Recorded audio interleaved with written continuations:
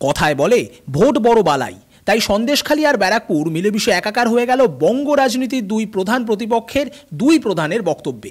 ব্যারাকপুরে একদিকে যেমন নরেন্দ্র মোদী তার বক্তব্যে তুলে আনলেন সন্দেশখালীর ফাঁস হওয়া ভিডিওর ষড়যন্ত্র তত্ত্ব, অপরদিকে সেই ব্যারাকপুরের আমডাঙ্গাতেই দলীয় প্রার্থী পার্থ ভৌমিকের সমর্থনে প্রচারে রাজ্যপালকে নিয়ে বিতর্ক এবং সন্দেশখালীর ভিডিও নিয়ে পাল্টা বিঁধলেন তৃণমূল নেত্রী তথা মুখ্যমন্ত্রী মমতা বন্দ্যোপাধ্যায়। সব মিলিয়ে ভোট প্রচারে বঙ্গ রাজনীতির নতুন ইস্যু সন্দেশখালী এখন এই মুহূর্তে দুই शिविर प्रचार हॉट टॉपिक। संदेशखाली में क्या हो रहा है ये पूरा देश देख रहा है।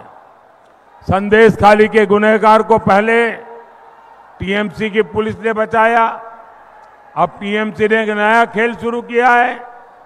टीएमसी के गुंडे संदेशखाली बहनों को डरा रहे हैं, धमका रहे हैं, सिर्फ इसलिए कि अत्याचारी का नाम शाहजहां शेख है।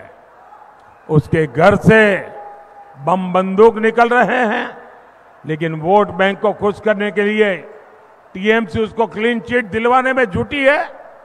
साथियों, विकसित भारत के लिए विकसित बंगाल जरूरी है। आगे निजेर दिके ताकिए देखुन सन्देशखाली मा बोनदेर सम्मान किभाबे नष्ट करेछेन टाकार बिनिमये। लज्जा करे ना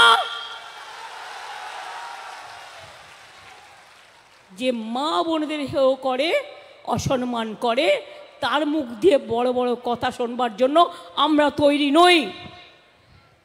प्रधानमंत्रीर प्रतिनिधि राजभवनेर लाटू साहेब मेয়েরা যেতে পারছে না ভয়ে।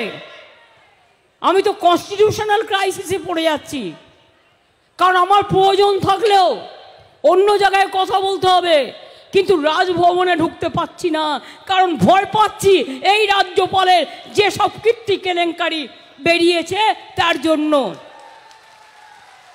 আজকে কোনো মহিলা যেতে চাইছে না রাজভবনে।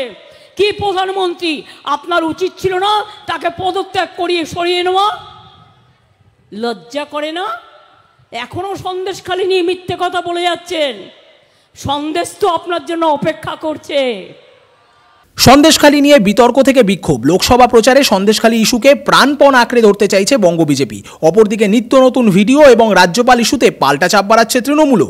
এরকম পরিস্থিতিতে সন্দেশখালী ইস্যু আদতে কার বাক্সে কতটা ভোট এনে দেবে, জনতা জনার্দনের মনের গোপন কথা জানবার জন্য দুই শিবিরকেই অপেক্ষা করতে হবে আগামী 4 জুন পর্যন্ত। ব্যারাকপুর থেকে bureau report, digital Khabrilal Bangla. Digital Khabrilal, খবর আপনাদের, নজর আমাদের।